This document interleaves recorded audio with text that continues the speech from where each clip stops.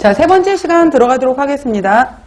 자, 세 번째는 이제 병원식으로 들어가요. 그래서 그 먼저 표를 먼저 이해해 보시면은 일단 병원식의 종류는 세 가지로 나누어요. 그래서 일반 병인식, 특별 병인식, 검사식이라고 하고요.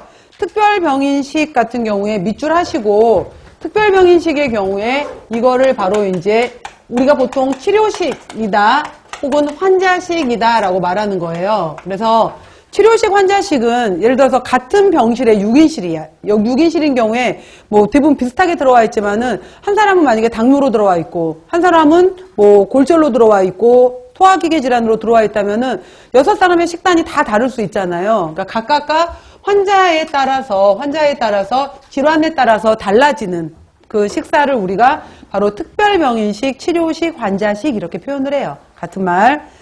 자, 맨 위에 보시면 일반 병인식은 보통 그냥 이제 소화기가 약간 아직 소화 정도에 따라서 얼마나 이제 무르게 줄 것이냐, 얼마나 되직하게 줄 것이냐에 따라서 미음으로 줄래, 죽으로 줄래 이런 것들 있잖아요. 그러니까 보통 이제 물기라든지 점도라든지 이런 정도에 따라서 가장 묽게 주는 유동식, 그 다음에 유동식을 소화할 수 있을 만큼 이 사람이 회복이 되었어 라고 한다면은 죽 정도에 해당이 되는 연식, 그 다음에 3번에 나와 있는 경식은 가로로 묶어버리세요. 요즘은 경식이라는 용어를 많이 안 쓰고 일반적으로 연식에서 그냥 바로 일반식으로 많이 넘어가요. 그래서 경식은 그러니까 예를 들어서 유동식이 미음 정도라면은 연식은 죽식 정도이고 경식은 진밥 정도이고 일반식은 보통의 일반 밥 있잖아요. 아, 물기나 그 되직한 정도에 따라서 나누어지는구나 라고 보는 것이 일반 병인식이고요.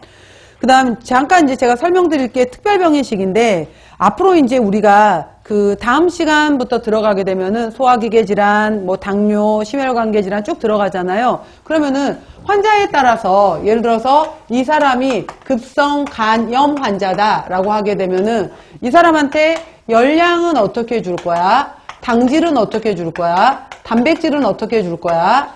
비타민은 어떻게 줄 건데 그 중에서도 또 무기질 파트는 어떻게 할 거야? 특별히 이 사람은 섬유소 부분은 어떻게 처리해 줄 것인지, 그 밖에 이 사람은 뭐 어떤 것들을 더 유의를 해야 돼? 이런 식으로 해서 환자마다 이제 다 달라질 거 아니에요. 그랬을 때 이 급성 간염 환자다라고 한다면은 일단 초반에 이 사람의 경우에 크게 식사에 거부감이 없다면은 고열량으로 주자. 그 다음에 당질의 경우에도 단백질 보충을 해주고 단백질을 보완해주기 위해서 단백질도 당질도 충분히 공급해주자. 조직을 재생시켜야 되고 간세포를 정상화시켜줘야 되기 때문에 단백질도 충분히 주자.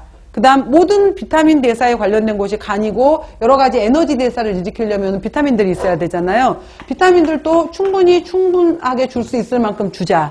자, 무기질 같은 경우에도 다 잘 주는 건 마찬가지인데 이 사람 같은 경우에 여러 가지 중에서 나트륨이 많아지면서 지금 문제가 되고 있기 때문에 다른 무기질은 주지만은 나트륨 부분은 다소 좀 우리가 조절하도록 하자. 그 다음 섬유소 같은 경우에 크게 문제는 없지만은 아직은 소화가 잘 돼야 되기 때문에 불용성에 해당이 되는 이 거친 섬유소 부분에 해당이 되는 것은 다소 소화흡수에 문제가 될 수 있기 때문에 좀 빼주자.